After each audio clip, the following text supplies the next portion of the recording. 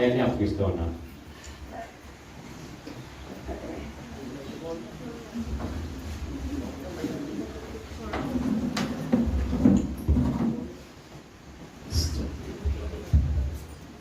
మన ప్రభువును రక్షకుడును యేసుక్రీస్తు ప్రభువు వారి శ్రేష్టమైన నామంలో మీ అందరికీ కూడా ప్రత్యేకమైన వందనాలండి. అలాగే చక్కని రీతిలో నడిపిస్తున్నటువంటి దేవుని సేవకులు ప్రత్యేకమైన వందనాలు. అలాగే దాస్బాబు గారికి ప్రత్యేకమైన వందనాలు. అలాగే రవికుమారి గారికి కూడా ప్రత్యేకమైన వందనాలు. మరి ముఖ్యంగా దేవుడు ఇంత గొప్ప అవకాశం ఇచ్చినటువంటి దేవునికే మహిమ కలుగును గాక. ఇలాంటి ఘనమైనటువంటి పరిచర్యలో నేను కూడా మీతో కలిసి పాలి భాగస్థుడిగా ఉండడానికి కృప చూపించినటువంటి దేవునికి వందనాలు చెల్లిస్తూ, మరి ముఖ్యంగా మన సంఘ వ్యవస్థాపకులు రెవరెండ్ డాక్టర్ మోజెస్సాయి గారికి, అలాగే అమ్మగారికి కూడా ప్రత్యేకమైనటువంటి వందనాలు, వారి కుటుంబానికి ప్రత్యేకమైన వందనాలు తెలియజేస్తా ఉన్నాను. వారి దేవుని పరిచర్య విషయంలో ఘనమైనటువంటి పరిచర్య ఇక్కడ ఉన్నప్పటికీ దేవుడు పెట్టినటువంటి భారం చొప్పున వేరొక సంఘంలో వెళ్ళవలసి వచ్చి మరి అక్కడ కూడా ఎంతో పరిచర్య చేస్తున్నటువంటి మంచి సేవకులు, దేవుని మాటే నాకు శ్వాసమని, దేవుని వాక్యాన్ని అనేక మందికి అందించాలని ఆశతో మరి ఎంతో మంచి సంఘం ఉన్నప్పటికీ కూడా ఇక్కడ మనందరిని విడిచి అక్కడ కష్టమైన బాధైనా అక్కడ పరిచర్య చేస్తూ ఉన్నారు. దేవునికి స్తోత్రం, హల్లెలూయా. వారిని బట్టి నేను ఎంతగానో సంతోషిస్తూ ఉంటాను. వారి కుటుంబం అంతా కూడా దేవుని పరిచర్యలో ఎంతో బహుబలంగా వాడబడుతున్నటువంటి కుటుంబం. మరొకసారి అయ్యగారికి, అమ్మగారికి కూడా ప్రత్యేకమైన వందనాలు. అలాగే కూడి వచ్చినటువంటి మీ అందరికీ కూడా పేరు పేరున వందనాలు తెలియజేస్తా ఉన్నాను. ఎంత గొప్ప అవకాశం ఇచ్చినటువంటి దేవునికి మరొకసారి వందనాలు తెలియజేస్తూ, దేవుని పరిశుద్ధ గ్రంథం నుండి క్లుప్తంగానే కొన్ని మాటలు మనం చూసుకుందాం. ఎందుకంటే ఈరోజు ఇంకా దేవుని పరిశుద్ధ బల కార్యక్రమం కూడా ఉన్నది కనుక సమయానికి కార్యక్రమాన్ని ముందుకు నడిపిద్దాం. దేవుని పరిశుద్ధ గ్రంథం నుండి అపోస్తులైనటువంటి పౌలు గారు, పేతురు గారు రాసినటువంటి మొదటి పత్రిక 4వ అధ్యాయం 7వ వచనం చూద్దాం. 4వ అధ్యాయం 7, 8, 9 వచనాలు చదువుదాం. అయితే అన్నిటి అంతము సమీపమై ఉన్నది కాగా మీరు స్వస్థ బుద్ధి గలవారై ప్రార్థనలు చేయుటకు మెలకువగా ఉండుడి. ప్రేమ అనేక పాపములను కప్పును గనుక అన్నిటికంటే ముఖ్యంగా ఒకరి ఎడల ఒకడు వికటమైన ప్రేమ గలవారై ఉండుడి. సనుగుకొనకుండా ఒకరికొకడు ఆతిథ్యం చేయుడి. దేవుని నానా విధములైనటువంటి కృప విషయమై మంచి గృహ నిర్వాహకులై ఒక్కొక్కడు కృపావరము పొందుచు పొందిన కొలది ఒకరినొకడు ఉపచారము చేయుడి. ఒకడు బోధించిన దైవోక్తులను బోధింపవలెను. ఒకడు ఉపచారం చేసిన దేవుడు అనుగ్రహించు సామర్థ్యము చేయవలెను. ఇందువలన దేవుడు అన్నిటిలోను యేసుక్రీస్తు ద్వారా మహిమపరచబడును. యుగయుగములు మహిమయు ప్రభావము ఆయనకుండును గాక. ప్రార్థన. ప్రేమ కలిగిన, దయ కలిగిన, కృప కలిగిన తండ్రి, మీకు వందనాలు. మరొకసారి మమ్మల్ని ప్రేమించి ఈ రీతిగా ప్రభా ఈ దేశంలో కల్వరి కాంతి సహవాసమును ప్రేమించి, దేవుని సేవకులను ప్రేమించి, సంఘ బిడ్డలను ప్రేమించి ఈ రీతిగా మరొక సమయంలో మీ సన్నిధానంలో ఉండేంత వరకు పాటల్లోనూ, ప్రత్యేక పాటల్లోనూ, ఆరాధనలోనూ, ప్రార్థనలో మీరు ఉన్నారయ్యా. మీకు వందనాలు. మీ బిడ్డలుగా మేమందరం మీ సన్నిధానంలో ఉంటుండగా ప్రభా కొద్ది నిమిషాలు మీరు మాట్లాడండి. మీరు మాట్లాడితేనే మాకు ఆశీర్వాదం ప్రభా. మీ వాక్యమే మమ్మల్ని బ్రతికిస్తూ ఉంది, మీ వాక్యమే మమ్మల్ని నడిపిస్తూ ఉంది, మీ వాక్యమే మమ్మల్ని బలపరుస్తూ ఉంది కనుక ప్రభా నన్ను మరుగు చేసుకుని కొద్ది నిమిషాలు మీరు మాట్లాడి వచ్చిన బిడ్డలందరినీ కూడా మరొకసారి మీరు జ్ఞాపకం చేసుకుని ఎవరెవరు ప్రభా ఏ అవసరతలతో మీ ఎద్దుకు వచ్చి మీ ఎందుంటున్నారో తండ్రి, సమస్తం ఎరిగినటువంటి దేవుడు, హృదయాంతరంగా హృదయ వాంఛలు తెచ్చగలిగినటువంటి మంచి దేవుడు కనుక, ఆశ కలిగినటువంటి ప్రాణాన్ని తృప్తిపరిచే దేవుడు కనుక మీ సన్నిధానంలో అందరం ఉంటుండగా ఏ మాటలు అయితే మమ్మల్ని తృప్తిపరుస్తాయో ప్రభా, మీ మాటల ద్వారా మీరు మాట్లాడి మీరు మహిమ పొందమని అడిగి ప్రార్థన చేసి పొందుకూర్చున్నాం మా ప్రియ పరలోకపు తండ్రి. ఆమేన్. దేవుని స్తోత్రం. హల్లెలూయా, హల్లెలూయా. అందరూ సంతోషంగా ఉన్నారండి. నిజంగా మిమ్మల్ని బట్టి నేను చాలా సంతోషిస్తూ ఉంటాను. ఎందుకంటే కోవిడ్లో ఎవరిని అడిగినా, ఎవరితో మాట్లాడినా ఏమంటారంటే, మాకు ఉండేదే శుక్రవారం ఒక రోజు సెలవు అండి. ప్రతిరోజు ఉదయం మేము ఎన్ని గంటలు వేస్తామంటే 3 గంటలు వేసేవాడు, 4 గంటలు వేసేవారు, 5 గంటలు వేసేవారు.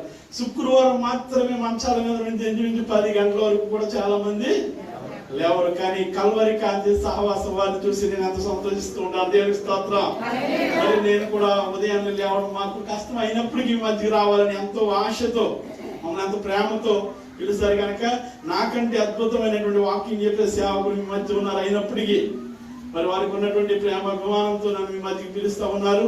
ఇంచుమించు మీ మధ్యకి ఒక 5 సార్లు అనుకుంటా మీ మధ్యకి రావడం జరిగింది. ఇంత గొప్ప అవకాశాన్ని కలిగిస్తున్నటువంటి సంఘానికి మీ అందరికీ కూడా వందనాలు తెలియజేస్తా ఉన్నాను. దేవునికి స్తోత్రం. దేవుని వాక్యాన్ని వినడానికి వచ్చినటువంటి మనము సమయాన్ని బట్టి మనం చాలా క్లుప్తంగా కొన్ని విషయాలు జ్ఞాపకం చేసుకుందాం. ఇప్పుడున్నటువంటి పరిస్థితులను బట్టి ఖచ్చితంగా మనం మెలకువ కలిగి ఉండాలని భక్తుడు మాట్లాడుతూ ఉన్నారు. అయితే మనందరికి ఒకడు ఉంటాడండి విరోధి. అది ఏం చేస్తాడంటే రానివ్వడు, ఏమండి ఏదో రకంగా వచ్చినా విన్నెవడు, విన్నా అర్థం చేసుకునేవాడు. వాడిని మనం ఏం చేయాలంటే దూరపరచాలి. దేవునికి స్తోత్రం. హల్లెలూయా.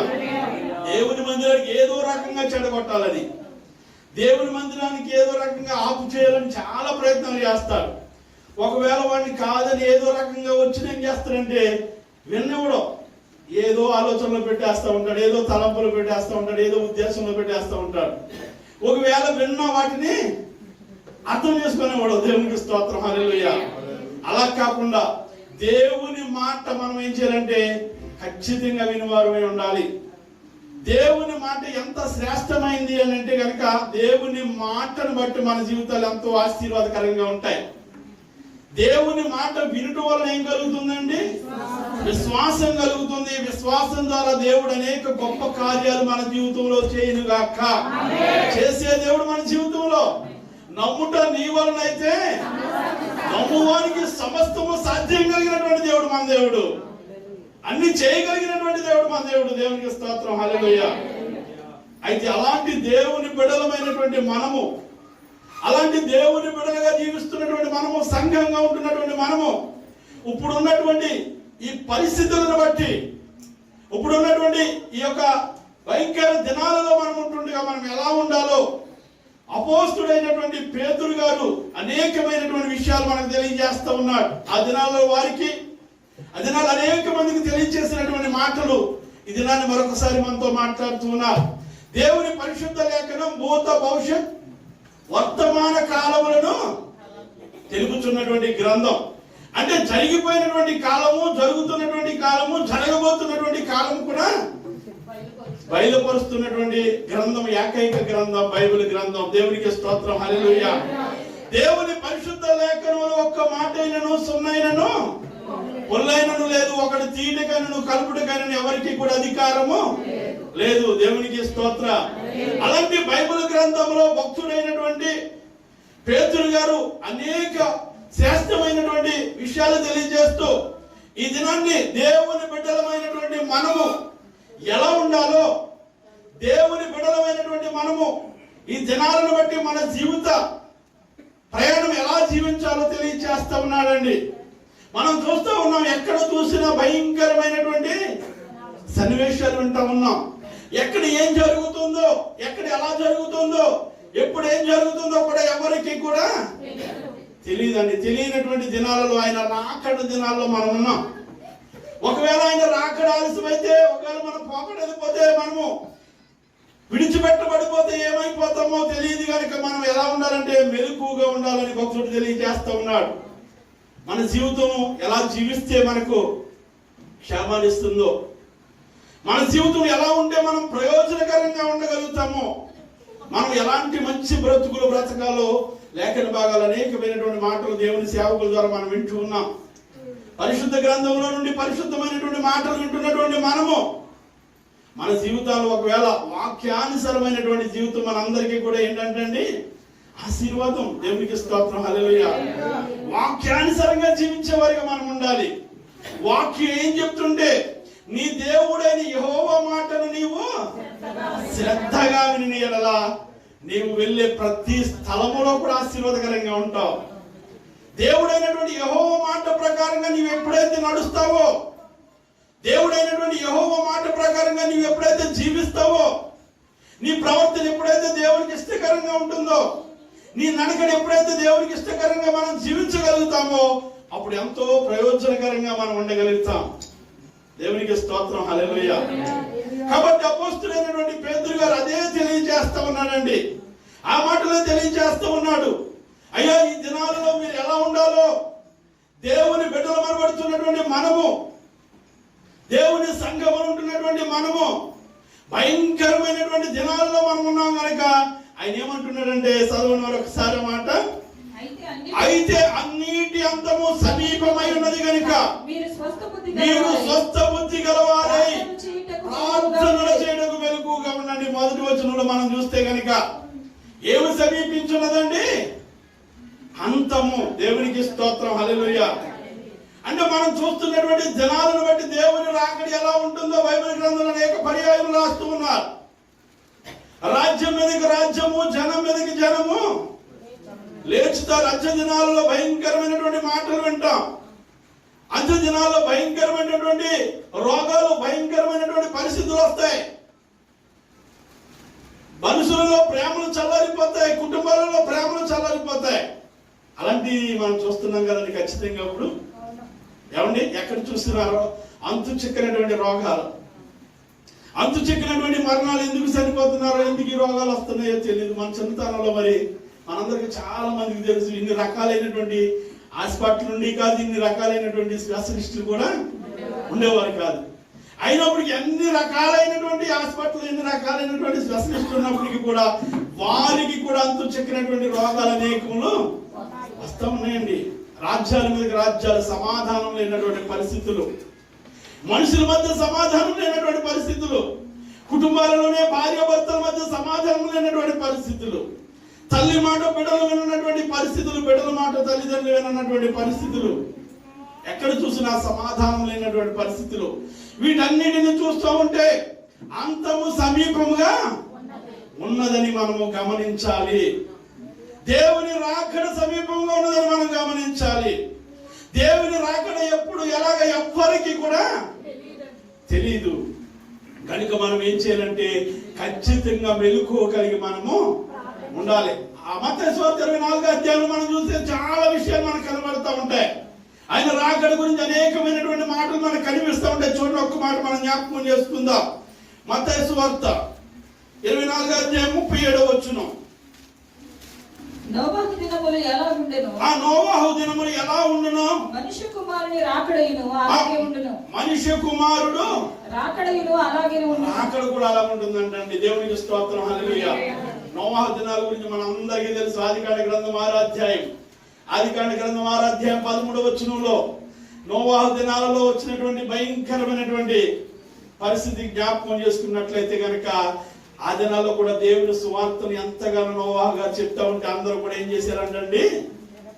ఎగతాళి చేశారు, వేలం చేశారు. నోవాహు అంటే వాడు కడతాడంట, ఏమొస్తుందంటే భూమి మీదకి నీరు వస్తుందంట, భూమి మీదకి లేకపోతే జల ప్రళయాలు వస్తాయంటే అందరూ మునిగిపోతారంట.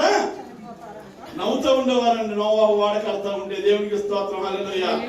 ఈ దినాల్లో కూడా ఎంతో మంది సేవకులు, ఎంతో మంది విశ్వాసులు, ఎంతో మంది పెద్దలు, ఎంతో మంది సంఘ సభ్యులు అనేక మందికి, అయ్యా దేవుని దగ్గరికి రండి అయ్యా, దేవుడు గొప్ప రక్షకుడయ్యా, దేవుడు మనందరి కొరకు లోకానికి వచ్చాడయ్యా, దేవుడు మనందరినీ రక్షించడానికి వచ్చాడయ్యా, ఏదో ఒక దినాన్ని మనము చనిపోవలసిన వారు, చనిపోయిన తర్వాత ఎక్కడికి వెళ్తాం మనకు తెలియదు కనుక మనందరికి తెలియజేసినటువంటి దేవుని దగ్గరికి రండి అయ్యా అంటే కొంతమందికి ఎలా ఉందంటే వెగతాళిగా ఉంటుంది. దేవునికి స్తోత్రం, హల్లెలూయా. నోవాహు దినాల్లో కూడా నోవాహు ఎంతమందికి చెప్పిన, నోవాహు ఎంతమందితో దేవుని విషయాలు పంచుకున్న దేవుడు ఇలా చెప్పాడయ్యా, భూమి మీద చాలా పాపం నిండింది కనుక, బలాత్కారం పెరిగింది కనుక, అన్యాయాలు పెరిగిపోయాయి కనుక, అక్రమాలు పెరిగిపోయాయి కనుక, పాపం పెరిగిపోయింది కనుక దేవుడు నన్ను ఒక ఓడ తయారు చేయమన్నాడు, ఆయన మాట విన్న వారందరినీ అందులోకి రమ్మన్నారయ్యా అంటే ఎవ్వరు కూడా వినలేదు. దేవునికి స్తోత్రం, హల్లెలూయా. అంటే ఈనాడు కూడా సేవకులు అనేక సంఘాలలో లేకపోతే సేవకులు అనేక స్థలాలలో దేవుని మాటలను వినిపిస్తా ఉన్నారు. కానీ అయినప్పటికీ చాలా మంది ఏం చేయట్లేదు అంటండి, చెవిని పెట్టట్లేదు. దేవునికి స్తోత్రం, హల్లెలూయా. అలాంటి దినాలుగా ఉంటాయి కనుక మనం ఏం చేయాలంటే ఖచ్చితంగా మనము జాగ్రత్త కలిగి ఉండాలని లేఖన భాగం తెలియచేస్తూ ఉన్నది. పాపంలో ఉండి మరణిస్తే పాపంలో ఉండి మరణిస్తే మనం ఏమైపోతామో కూడా మనకి తెలియనటువంటి స్థితి. అందుకని రోమిలకు రాసినటువంటి పత్రిక 6వ అధ్యాయం 21వ వచనంలో చక్కని మాట ఉంటది.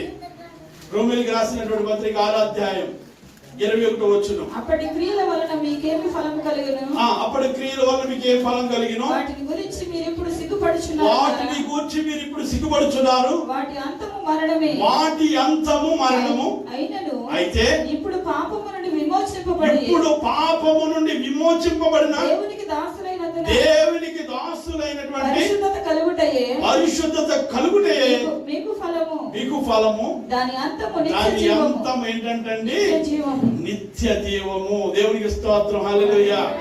పరిశుద్ధంగా జీవించడం, దేవునికి దాసునిగా జీవించడం, దేవుని బిడ్డలుగా జీవించడం, దేవుని బిడ్డలనబడినటువంటి మనందరికీ అంతం ఏంటంటే నిత్య జీవం. దేవునికి స్తోత్రం, హల్లెలూయా.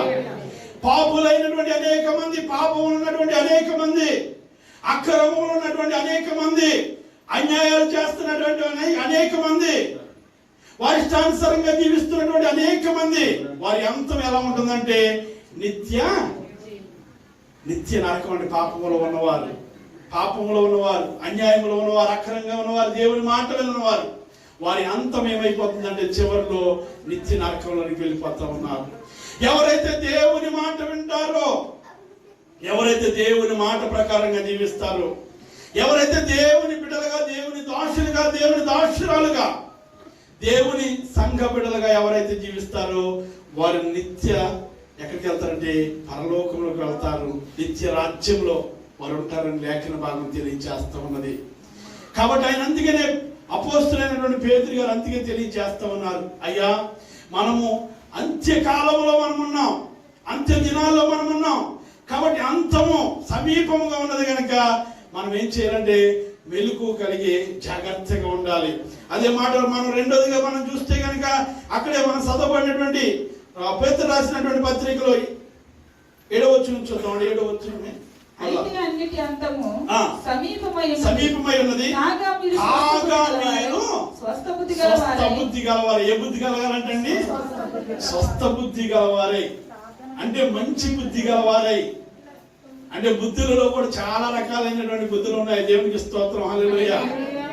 అంటే ఏ బుద్ధి కావాలని ఆయన భక్తులు మాట్లాడుతూ ఉన్నాడంటే స్వస్థ బుద్ధి గలవారై ఉండాలంటండి.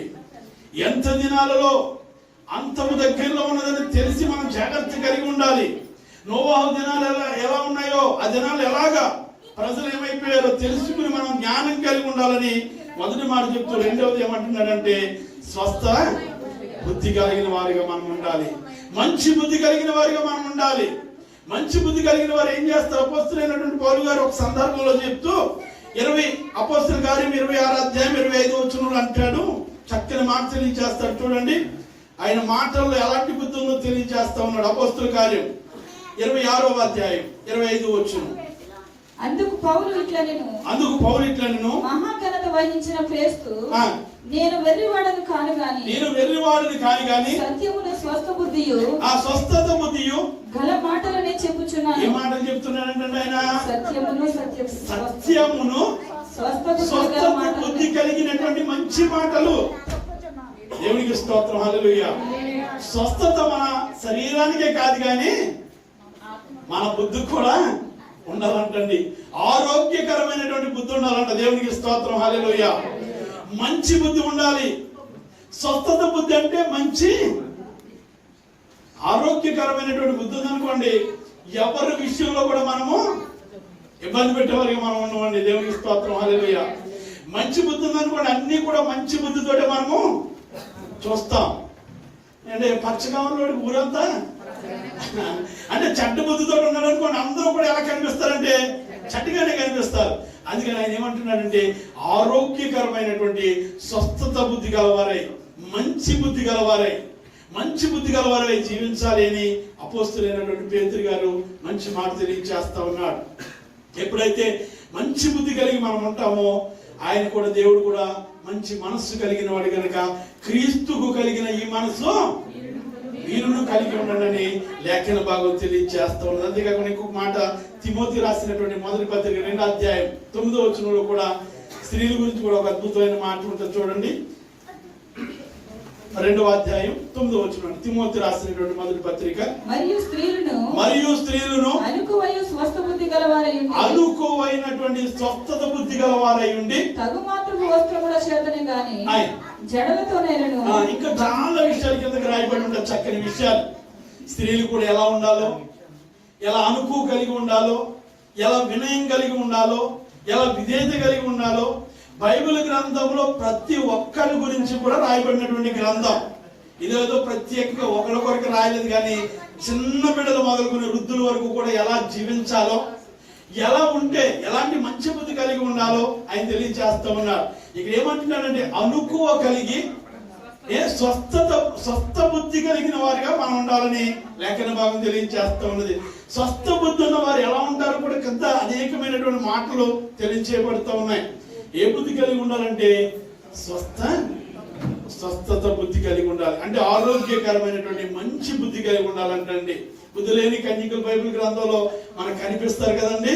ఒకగానొక సందర్భంలో కన్యకులు ఎంతమంది అండి? 10 మంది. 10 మందిలో 5గురు ఏం చేస్తారంటే కావలసినవన్నీ కూడా సిద్ధపరుచుకుంటారు. 5గురు మాత్రం ఏం చేస్తారంటే చూద్దాంలే, మా పాస్టర్ గారు లేకపోతే మోజస్ గారు ఇక్కడ లేరు, లేకపోతే ఉన్నటువంటి పాస్టర్ గారు ఈ వారం వస్తారు, లేకపోతే మళ్ళా వారం వెళ్దాంలే, సిద్ధపాటు లేనటువంటి స్త్రీలుగా కొంతమంది ఉంటారు. ఏమండి, మనం ఎప్పుడు కూడా ఎలా ఉండాలంటే ఆయన పౌలుగా పేతురు గారు అదే చెప్తా ఉన్నారు, సిద్ధపడి ఉండాలి. దేవునికి స్తోత్రం, హల్లెలూయా.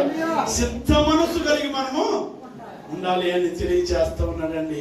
సిద్ధపడి మంచి మనస్సు కలిగి ఉండాలి అని లేఖన భాగం తెలియజేస్తా ఉన్నది. ఇంకా కిందకి అపోస్తలుల కార్యం పేతురు రాసినటువంటి పత్రికలోకి వచ్చేద్దామండి. 7వ వచనమే చివరి మాట. ఇంకెలా ఉండాలో తెలియజేస్తా ఉన్నాడు. ప్రార్థన చేయడానికి అంటండి మెలకువగా ఉండాలి. ఈ మాట మనం చాలా జాగ్రత్తగా, చాలా విషయాలు మనం వింటూ ఉంటాం. ప్రార్థన చేయటకు మెలకువగా ఉండాలి. శిష్యులు కూడా ఒక సమయంలో కొండపైకి వెళ్ళి ప్రార్థన చేస్తా ఉన్నప్పుడు, మీరు ఏం కలిగి ప్రార్థన చేయండి అన్నారండి? మెలకువ కలిగి ప్రార్థన చేయమన్నారు. కీడు మీకు సంభవించకున్నట్లు మెలకువ కలిగి ప్రార్థన చేయాలంటండి. ప్రార్థన చేస్తా ఉంటే మన కీడు సంభవించదని, ప్రార్థన మన పరిస్థితులను మార్చేస్తా ఉన్నదని, ప్రార్థన వలనే మన జీవితాలు ఆశీర్వాదకరంగా ఉంటాయని, క్రైస్తవ జీవితానికి ప్రార్థన పునాది వంటిదని, ప్రార్థన మన జీవితంలో అనేకమైనటువంటి ఆశీర్వాదాలు ఇస్తాయని, ప్రతి పని కూడా ప్రార్థనతోటే మనము ప్రారంభించాలని బైబిల్ గ్రంథంలో అనేకమైనటువంటి మాటలు మనం చూస్తామండి. అనేక మంది భక్తులు కూడా దేవుని మందిరానికి వచ్చి ప్రార్థన చేసిన తర్వాతే వారి జీవితంలో గొప్ప కార్యాలు జరిగే మనందరికీ తెలుసు. ఒక తల్లి వచ్చి ప్రార్థన కన్నీటితో ఎవరు చేశారండి? అన్న ప్రార్థన మనకు బాగా గుర్తుంటది. దేవుని మందిరానికి వచ్చి ఆమెకున్నటువంటి లోటు చొప్పున, ఆమెకున్నటువంటి అవసరత చొప్పున, ఆమెకున్నటువంటి బాధ చొప్పున, ఆమెకు వస్తున్నటువంటి నిందల చొప్పున, ఆమెకు వస్తున్నటువంటి అవమానాలు చొప్పున, ఆమెకు వస్తున్నటువంటి ఇరుకు చొప్పున, ఆమెకు ఉన్నటువంటి ప్రతి పరిస్థితిని బట్టి ఎక్కడికి వచ్చి ప్రార్థన చేసిందండి? దేవుని మందిరానికి వచ్చి, దేవుని మందిరానికి వచ్చి తన్ను తాను తగ్గించుకుని, ఎవరేమనుకుంటారో అన్ని పక్కన పెట్టింది, దేవుని వైపు మాత్రమే చూస్తూ ఆమె ఏం చేసిందంటే ప్రార్థన చేసిందండి. మనం చాలా సార్లు ఏం చేస్తామంటే పాస్టర్ గారికి అప్పచెప్పేసి మనము, మీరు మా కొరకు ఏం చేయండి, ఏసన్న గారు చెప్తా ఉంటారు. ఏసన్న గారు ఒక అద్భుతమైనటువంటి మాట చెప్పారండి. ఎవరో ఒక ఆవిడ వారికి ఉన్నటువంటి ఇబ్బందులను బట్టి, వారికి ఉన్నటువంటి కొన్ని అవసరతలను బట్టి, అయ్యగారు ఏమైనా సరే మా కోసం 3 రోజులు మీరు ఉపవాసం ఉండి ప్రార్థన చేయమన్నారంటండి. దేవునికి స్తోత్రం, హల్లెలూయా. ఆవిడ ఎంత భక్తిపరురాలో చూడండి. మా కోసం మీరు ఉపవాసం ఉండి ప్రార్థన, మామూలు ప్రార్థన కాదు, ఉపవాసం ఉండి ప్రార్థన చేయండి. పాపం 3 రోజులు అయిపోయిన తర్వాత అయ్యగారు మధ్యలో ఒక రోజు పాపం మీ తల్లి ఉపవాసం ఒకవేళ గట్టిగా ఉపవాసం గిని ఉంటుందేమో, నీళ్లు కూడా తాగట్లేదేమో, పోని వెళ్ళి ఇంటికాడ దర్శించాలి అని 2వ రోజు ఎప్పుడే వెళ్తాయంటండి. చక్కగా వారిద్దరు భార్య భర్తలు మంచి నాటుకోడి మాసం వండుకుని ఎదురు కూర్చొని బాగా తిన్నారండి. దేవునికి స్తోత్రం, హల్లెలూయా. పాస్టర్ గారికి ఏమో ప్రార్థన చేయమని అప్పగించారు, వీరేమో ప్రార్థన మానేసి వీరి ఇష్టానుసారంగా ఉంటున్నారు. కాదు, ఎప్పుడైతే ప్రార్థన చేయమంటాం పాస్టర్ గారికి మంచిదే, వారికి చెప్పిన ప్రకారంగా మనం కూడా ఏం చేయాలండి? ప్రార్థన చేయాలి. ప్రార్థన చేత తప్ప మరి ఏ కార్యమును కూడా మనం చేయించలేమండి. విశ్వాసంతో ప్రార్థన చేయాలని లేఖన భాగం తెలియజేస్తూ ఉన్నది. నమ్మి ప్రార్థన చేయాలని దేవుని లేఖన భాగం తెలియజేస్తూ ఉన్నది. విశ్వాస సహితమైనటువంటి ప్రార్థన రోగిని స్వస్థపరుస్తూ ఉందండి. నీ విశ్వాసంతో నీ ప్రార్థన చేస్తే, నమ్మకంతో నీ ప్రార్థన చేస్తే, ఖచ్చితంగా ఇది జరుగుతుందని నీవు ప్రార్థన చేస్తే, ఖచ్చితంగా నా అవసరం తీర్చబడుతుందని ప్రార్థన చేస్తే, ఖచ్చితంగా నా దేవుడు వింటున్నాడని ప్రార్థన చేస్తే, ఖచ్చితంగా దేవుని మందిరంలో ఉండి అయ్యా నాకు ఈ అవసరత కలిగి ఉన్నది నీవు తీరుస్తావు ప్రభా అని నీవు నమ్మి ప్రార్థన చేస్తే దేవుడు తీర్చే దేవుడు. దేవునికి స్తోత్రం, హల్లెలూయా. ఆయనకంటూ అసాధ్యమైనది ఏది లేదండి. సమస్తము సాధ్యం కలిగినటువంటి దేవుడు. నీ ప్రార్థన నా ప్రార్థన వింటున్నటువంటి దేవుడు, మన ప్రార్థనకు జవాబిచ్చే దేవుడు. అందుకని 91వ కీర్తన 15వ వచనంలో మంచి మాటలు మనకు కనిపిస్తూ ఉంటాయి. 91వ కీర్తన 15వ వచనం, అతడు మొర్ర పెట్టగా నేను దేవునికి స్తోత్రం, హల్లెలూయా. చదవండి ఒకసారి ఆ మాట. అతడు నాకు మొర్ర పెట్టగా నేను అతనికి ఉత్తరం ఇచ్చేదను, ఆ శ్రమలలో నేను అతనికి తోడయ్యుందును, అతన్ని విడిపించేదను, అతని గొప్ప చేస్తానంటున్నానండి. దేవునికి స్తోత్రం, హల్లెలూయా. అతడు నాకు మొర్ర పెట్టగా, ఆమె నాకు మొర్ర పెట్టగా, అవసరంలో ఉన్న ప్రతి వారు ఆయనకు మొర్ర పెట్టగా, ఆ మొర్ర ఆయన ఆలకించి వెంటనే ఉత్తరం ఇచ్చే దేవుడు అని మన దేవుడు. దేవునికి స్తోత్రం, హల్లెలూయా. అయితే మీ ప్రార్థన ఆయన ప్రార్థనకు మధ్యన కొన్ని ఏమున్నాయంటండి? ఆటంకాలు ఉన్నాయి. ఆయన పరిశుద్ధుని కనుక మనం కూడా పరిశుద్ధత కలిగి ఉండాలి. ఆయన పరిశుద్ధుని కనుక మనం కూడా పరిశుద్ధత కలిగి, ఒకవేళ ఖచ్చితమైనటువంటి మంచి బుద్ధి కలిగి, ఖచ్చితమైనటువంటి మనసు కలిగి, మంచి విధానం విధేయత కలిగి, అనుకోగలిగి నీవు ప్రార్థన చేస్తే నీ ప్రార్థన నేరుగా ఆయన దగ్గరికి వెళ్తా ఉన్నదండి. దేవునికి స్తోత్రం, హల్లెలూయా. ఆ ప్రార్థన ఆలకించిన వెంటనే ఆయన ఏం చేస్తాడంటే మనకున్నటువంటి బాధలలో నుండి ఆయన విడిపిస్తాడండి. మనకున్నటువంటి ప్రతి పరిస్థితి నుండి ఆయన తప్పించే దేవుడు అండి. నాశనకరమైనటువంటి గుంటలో మనం ఉన్నప్పటికీ, భయంకరమైనటువంటి బాధలలో మనం ఉన్నప్పటికీ, ఇరుకులలో మనం ఉన్నప్పటికీ, ఇరుకుల నుండి యెహోవాకు మొర్ర పెట్టగా ఆయన నాకు ఉత్తరం ఇచ్చి విశాలత కలిగి చేస్తాడని లేఖన భాగం తెలియజేయబడతా ఉన్నది. ఎబ్బేజు కూడా ప్రార్థన చేస్తాడు, ఇరుకులో ఉండి విశాలత కొరకు ప్రార్థన చేస్తాడు. ఎబ్బేజు కూడా ఆయనకు ఉన్నటువంటి కష్టాన్ని బట్టి, బాధను బట్టి, శోధనను బట్టి ప్రార్థన చేసినప్పుడు ఆయన నాకు సమాధానం ఇచ్చాడని చెప్తా ఉంటాడు. దేవునికి స్తోత్రం, హల్లెలూయా. నేను ప్రార్థన చేసినప్పుడు ఆయన నాకు నెమ్మదిని కలుగు చేశాడని చెప్తా ఉంటాడు. కాబట్టి అపోస్తులైనటువంటి పేతురు గారు ఏమంటున్నారంటే, మెలకువ కలిగి ఎంత దినాలలో, భయంకరమైనటువంటి రోజుల్లో, కష్టతరమైనటువంటి పరిస్థితిలో మనం ఉన్నప్పుడు మొట్టమొదటిగా మనం ఎలా ఉండాలంటే మెలకువ కలిగి ప్రార్థన చేసేవారిగా మనం ఉండాలంటండి. మెలకువ కలిగి ప్రార్థన చేసేవారిగా ఉండాలి. ఎందుకంటే కీడు రాకుండానట్లు ప్రార్థన చేసేవారిగా ఉండాలి. ఎప్పుడైతే మనం ప్రార్థనా పరులుగా మనం జీవిస్తూ ఉన్నామో, ఎప్పుడైతే ప్రతి పని ప్రార్థనతో ప్రారంభిస్తూ ఉన్నామో, ప్రతి విషయంలో ప్రార్థన చేస్తూ ఉన్నామో, ఎవరి మీద ఆధారపడకుండా ఆయన వైపు చూస్తూ మనం ప్రార్థన చేసినప్పుడు ఆయన మన కార్యాలను సఫలపరుస్తాడు, నెరవేరుస్తాడండి. కొండల తట్టు నేను కొండలు ఎత్తుచున్నాను, నాకు సహాయము ఎక్కడి నుండి వచ్చినయ్యా, నాకు ఎక్కడి నుండి కూడా రాదు, అది తండ్రి వలన మాత్రమే నాకు సహాయం కలిగినని నమ్మి మనం ప్రార్థన చేస్తే మన పరిస్థితులు ఎలాంటివైనా మార్చేసే దేవుడు అండి. మన పరిస్థితులు ఎలాంటివైనా కూడా మార్చేసే దేవుడు మన దేవుడు. నువ్వు నమ్మి ఖచ్చితంగా ఒక అన్నవలే మనం దేవుని మందిరంలో ప్రార్థన చేసినప్పుడు ఒకవేళ నువ్వు ఏ ఇబ్బందులైనా ఉండొచ్చు, నువ్వే ఇరుకులైనా ఉండొచ్చు, ఏ శోధనలైనా ఉండొచ్చు, ఏ కష్టతరమైనటువంటి పరిస్థితులైనా ఉండొచ్చు, ఏ అనారోగ్య పరిస్థితులైనా ఉండొచ్చు, అన్నిటికీ కూడా జవాబిచ్చు దేవుడు మన దేవుడు. మన దేవుడు ఎలాంటి దేవుడు అంటే లోకములో ఉన్న వారి కంటే గొప్పవాడు. దేవునికి స్తోత్రం, హల్లెలూయా. మన పక్షం ఉన్నటువంటి దేవుడు ఎలాంటి దేవుడు అంటే, మనతో ఉన్నటువంటి దేవుడు ఎలాంటి దేవుడు అంటే గొప్ప దేవుడు అని నీవు నమ్మి ప్రార్థన చేస్తే మన ఎడల దేవుడు గొప్ప కార్యాలు చేస్తాడని లేఖన భాగం తెలియజేస్తూ ఉన్నది. మనం ఏం చేయాలంటే ప్రార్థన చేసేవారిగా ఉండాలి, మెలకువ కలిగి ప్రార్థన చేయాలని పేతురు గారు చెప్తున్నారు. రెండో మాట చూద్దామండి, 8వ వచనం చూద్దాం. అదే ప్రేమ అనేక పాపములను కప్పును, ప్రేమ అనేక పాపములను కప్పును కనుక అన్నిటికంటే ముఖ్యంగా ఒకని ఎడల ఒకడు వికటమైనటువంటి ప్రేమ గలవారై ఉండండి లేఖన భాగం తెలియజేస్తా ఉన్నదండి. అపోస్తుడైనటువంటి పేతురు గారు సంఘాలకు తెలియజేస్తూ, అయ్యా అంత్య దినాలలో మనం ఉన్నాం కనుక, భయంకరమైనటువంటి రోజుల్లో మనం ఉన్నాం కనుక, దేవుని బిడ్డలు మనబడుతున్నటువంటి మనము మన జీవిత విధానం ఎలా ఉండాలి, మనం జీవించే జీవితంలో ఎలాంటి లక్షణాలు కలిగి ఉండాలని చెప్తూ ఆయన ఏమన్నాడంటే మెలకువ కలిగి ప్రార్థన చేస్తూ ఉండండి. మెలకువగా ఉండి ప్రార్థన చేస్తూ ఉండండి అంటే నిద్రపోకుండా ప్రార్థన చేయమని కాదు. ప్రతి విషయంలో కూడా మనం ఏం చేయాలంటే మొదట ప్రార్థన. దేవునికి స్తోత్రం, హల్లెలూయా. మొదట ప్రార్థన చేసే వారిగా మనం ఉండాలని చెప్తూ, రెండో మాట ఏమన్నానంటే ఒకరి ఎడల ఒకరు ఏ ప్రేమ అంటండి? వికటమైనటువంటి ప్రేమ, కల్మషము లేనటువంటి ప్రేమ, మంచి ప్రేమ కలిగి ఉండాలండి. ఈ లోకంలో ప్రేమలు ఉంటాయి, చాలా రకాలైనటువంటి ప్రేమలు ఉంటాయి. మనం కోవిడ్కి వచ్చిన తర్వాత బాగా అర్థమైపోయినటువంటి ప్రేమ బాగా తెలుసు. ఇండియాలో ఉండే ఇన్ని ప్రేమలు మనం చూడలేదు, కానీ కోవిడ్లో చూస్తూ ఉన్నామండి. మోసకరమైనటువంటి ప్రేమలు మనం చూస్తూ ఉన్నాం.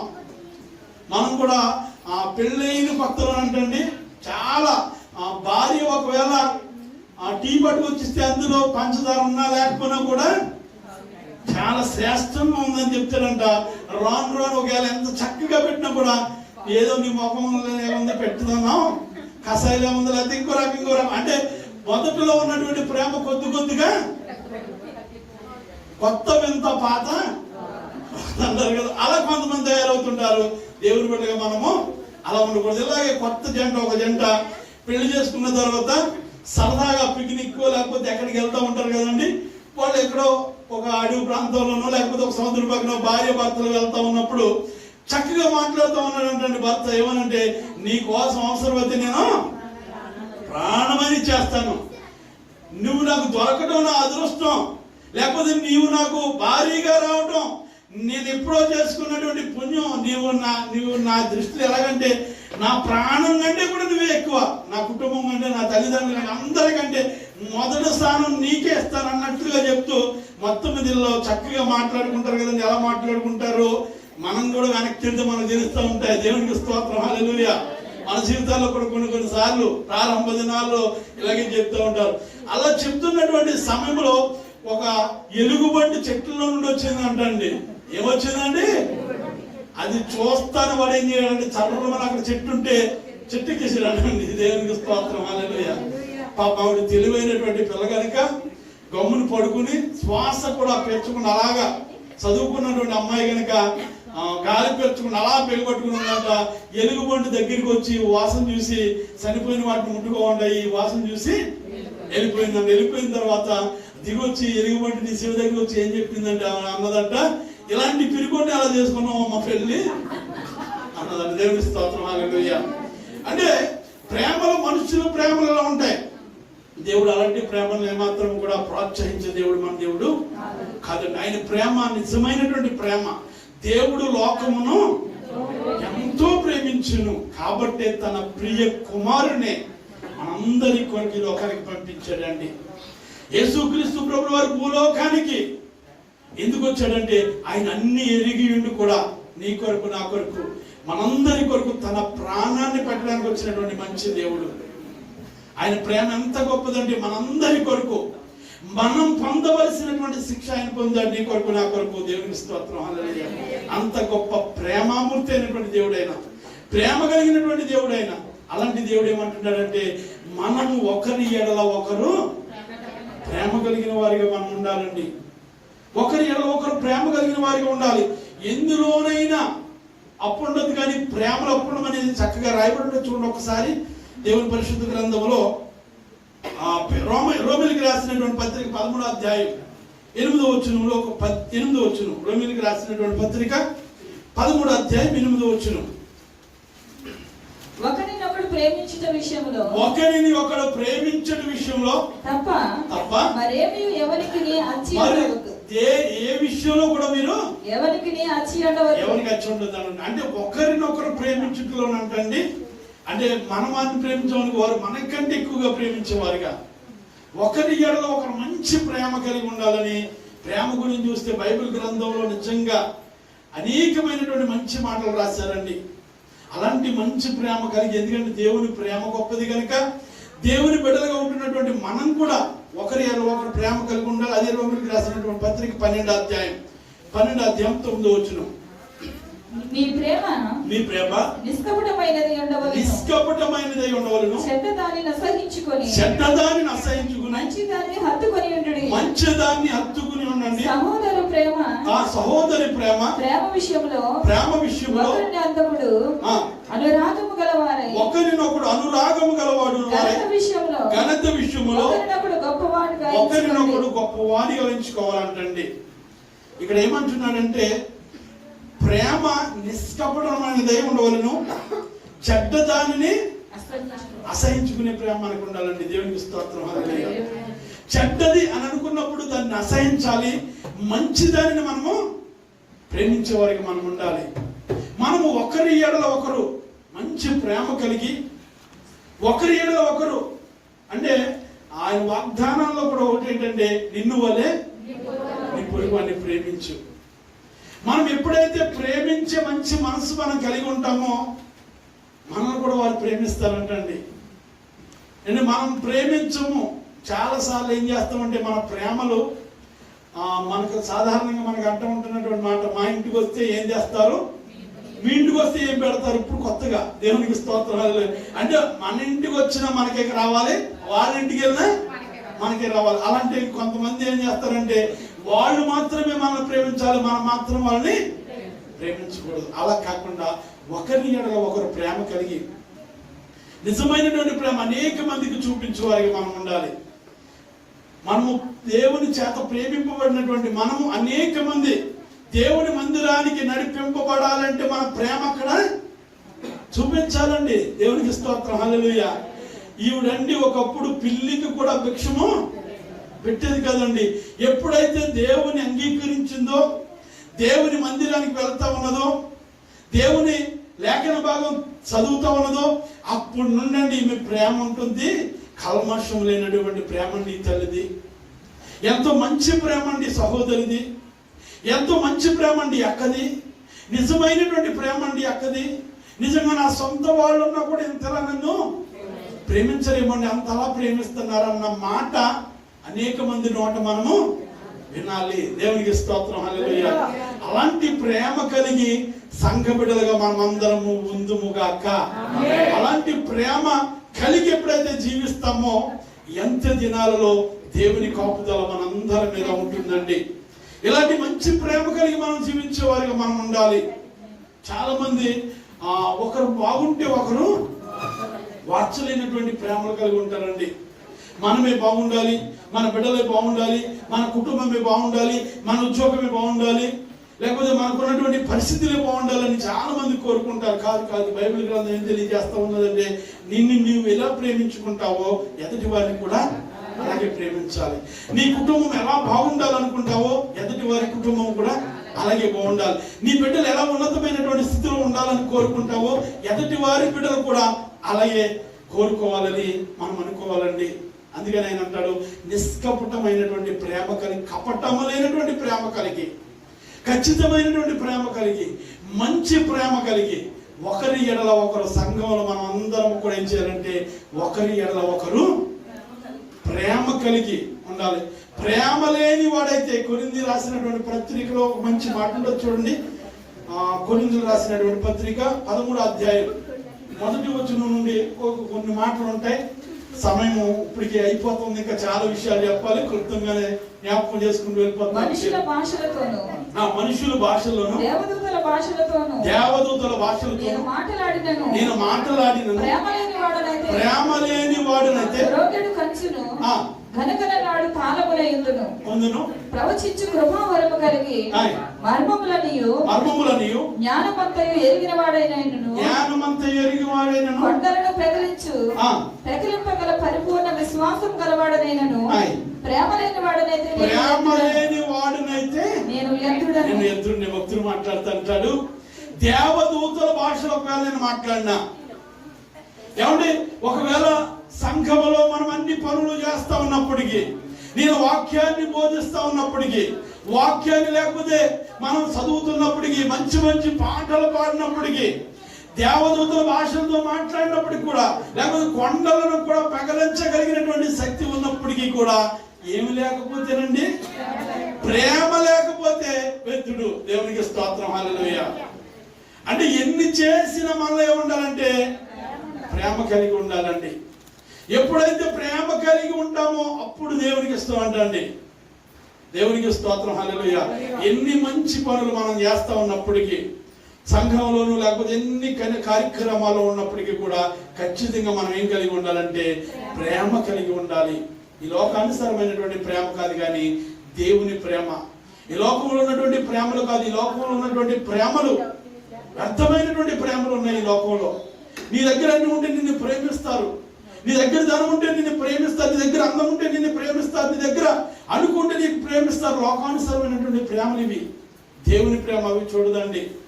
దేవుని ప్రేమ అలాంటిదిగా, దేవుని ప్రేమ నిత్యము ప్రేమించేది. అందుకని భక్తులు మాట్లాడుతూ, అయ్యా నేను చాలా కాలం క్రిందట నాకు ఒక దేవుడు మాట తెలియచేస్తా ఉన్నాడు, ఆయన ప్రేమతో నన్ను ప్రేమించుచున్నాడు. చాలా కాలం క్రిందట నేను విన్నటువంటి మాట, ఆయన నన్ను ప్రేమిస్తున్నానన్నాడు. దేవునికి స్తోత్రం, హల్లెలూయా. ఆయన ప్రేమ ఎలాంటిదంటే, స్త్రీ తన గర్భమును పుట్టిన బిడ్డను కరుణించకుండా వారైనా వచ్చుదురేమో కానీ నేను నిన్ను మరుగునన్నటువంటి ప్రేమ దేవుని ప్రేమ. అలాంటిది రెండో మాటగా ఏంటంటే, పేతురు గారు ఏం చెప్తా ఉన్నారంటే ప్రేమ కలిగి ఉండండి. మొదటి మాట ఏం చెప్పాడండి? ప్రార్థన కలిగి జీవించండి. రెండో మాట మనం చూస్తే కనుక ప్రేమ కలిగి ఉండండి అన్నది తెలియజేస్తా ఉన్నాడు. మూడోది చూద్దాం, 9వ వచనం చూద్దాం. సలుగు కొనకుండా ఒకరికొకరు ఆతిథ్యం చేయుడి. దేవుని నానా విధములైనటువంటి కృప విషయమై మంచి గృహ నిర్వాహకులై ఒక్కొక్కడు కృపావరము పొందిన కొలది ఒకరొకరు కృపావరం పొందిన కొలది ఒకరినొకడు ఉపచారము చేయండి. ఇక్కడ చక్కని మాట, ఒకరి ఎడల ఒకరు సహకారులై ఉండండి, ఒకరి ఎడల ఒకరు ఉపకారం చేసుకునే వారిగా ఉండండి, ఒకరి ఎడల ఒకరు వారు చెప్పుకునే విధానాన్ని బట్టి ఐక్యత కలిగి ఉండండి. ఐక్యత ఉన్నటువంటి చోటే ఆశీర్వాదం ఉంటుంది. ఒకరు నిజంగా ఒకరు చక్కగా పాడారు అనుకోండి, కింద ఉన్న వాళ్ళకి ఏమవుతుందంటే బాధ కలిగిపోతుంది. కాదు, మనం ఏం చేయాలంటే వాళ్ళని ప్రోత్సహించాలి. దేవునికి స్తోత్రం, హల్లెలూయా. ఒకరు బాగా వాక్యం చదివారు అనుకో, వెనకాల ఉన్నవాడి చదవనివాడు అనుకుంటది, ఆవిడికి స్వార్థం వచ్చి అది ఉండకూడదు. దేవుని మందిరంలో దేవునికి స్తోత్రం, హల్లెలూయా.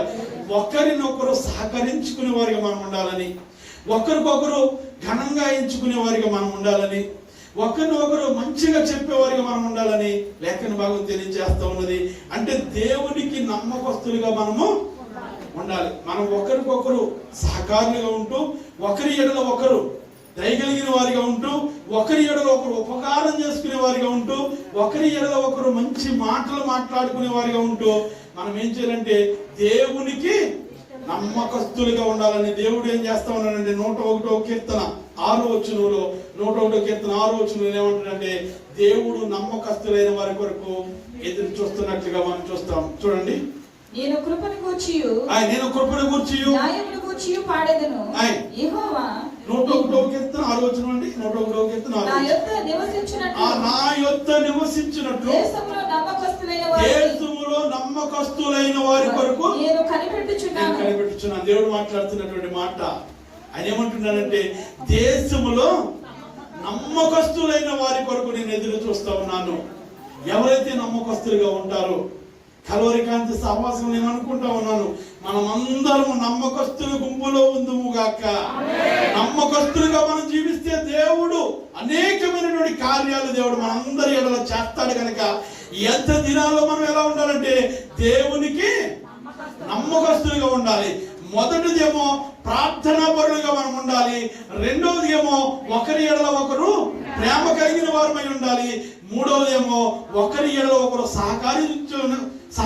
సహాయపడే వారిగా ఉంటూ దేవునికి నమ్మకస్తులుగా ఉండాలి. ఒకరి ఎడల ఒకరు మనం సహకారం చేసుకోవాలి, ఒకరి ఎడల ఒకరు. ఎందుకంటే ఇద్దరు కలిసి ఏ పని చేసినా అది ఆశీర్వాదకరంగా ఉండాలి. ఒకవేళ ఒకరు పడిపోయారనుకో, ఒకరు ఏం చేయాలండి?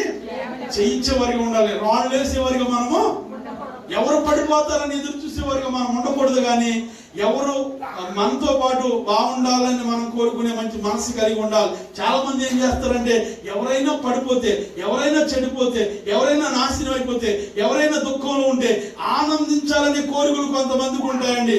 లోకానుసారమైనటువంటి కోరికలై ఎవడు పాడైపోతాడా వాడిని చూసి నవ్వుదామా, ఎవరు చెడిపోతారా వాడిని చూసి విమర్శిద్దామా, ఎవరు దుఃఖంలో ఉంటారా వాడిని చూసి నవ్వుదామా అన్నట్లుగా చాలా మంది ఉంటారు. ప్రసంగి గ్రంథంలో అనేకమైనటువంటి మాటలు ఉంటాయి. ఎదుటి వారిని చూసి మనం ఎప్పుడు కూడా సంతోషపడే వారిగా మనం ఉండకూడదని, ఏడ్చే వారింటికి మనం వెళ్ళే వారిగా ఉండాలని, వాళ్ళు ఓదార్చే వారిగా, వాళ్ళు ఆదరించే వారిగా ఉండాలని లేఖన భాగం తెలియజేస్తా ఉన్నది. ఎప్పుడు ఎవరి కుటుంబాల్లో ఏ శోధన వస్తుందో కూడా తెలియదండి. ఎప్పుడు ఎదటి వారిని చూసి మనం నవ్వేవారిగా మనం ఉండకూడదు. దేవుడు పైనుండి చూస్తూ ఉన్నాడండి. ఒకరిని ఏలు పెట్టి మనం చూపిస్తేనంటండి 4 ఏళ్ళు మనం చూపిస్తూ ఉంటాయంటండి. అందుకని చెడపుకురా నీవు చెడిపోతావు అన్నట్టు దేవుని లేఖన భాగాలు అనేకమైన మాటలు ఉన్నాయి. 3వ మాట ఏమి కనిపిస్తా ఉందంటే, దేవునికి మనం ఎలా ఉండాలంటే, మనమందరం కూడా ఒకరికొకరు సహాయం చేసుకుంటూ, ఒకరి ఎడల ఒకరు దయగలిగిన వారిగా మనం ఉంటూ దేవునికి మాత్రం మనము నమ్మకస్తులుగా ఉండాలి. ఇంకా చాలా మాటలు ఉన్నాయి. దేవునిని మహిమపరిచే వారిగా కూడా ఉండాలని లేఖన భాగం కింద మాటలు మనకు తెలియజేస్తా ఉన్నది. మనం దేవుని కూడా ఏం చేయాలంటే మహిమపరిచే వారిగా మనం ఉండాలి. ఏ పని చేసినా దేవునికి మహిమకరంగా ఉన్నదా, లేకపోతే మనుషులను మహిమపరుస్తున్నామని మనం జ్ఞాపకం చేసుకోవాలి. దేవునిని మహిమపరిచే వారికి మాత్రమే మనం ఉండాలి. ఈ పేతురు గారు రాసినటువంటి పత్రిక 4వ అధ్యాయం 7వ వచనం నుండి 11వ వచనం వరకు మనం చూస్తే ఆయన అనేకమైనటువంటి మాటలు చెప్తూ ఎంత దినాలలో, భయంకరమైనటువంటి దినాల్లో మనం ఉన్నాం కనుక ఇలాంటి లక్షణాలు కలిగి మనం జీవించాలి. మనం జాగ్రత్తగా ఉండాలి, మనం మెలకువ కలిగి ఉండాలి. ఉన్నటువంటి పరిస్థితులను బట్టి మనం మెలకువగా ఉంటూ ఇలాంటి మంచి లక్షణాలు కలిగి మనం జీవించినప్పుడు దేవుడే మనకు ఆధారంగా, దేవుడే మనకు ఆ పోషకుడుగా, దేవుడే మనకు సహాయకుడిగా ఉన్నాడు కనుక ఆ సహాయకుడు మనందరికీ సహాయం చేసి మన ముందుకు నడిపించును గాక. దేవుడి కొన్ని మాటలు దీవించి ఆశీర్వదించును గాక.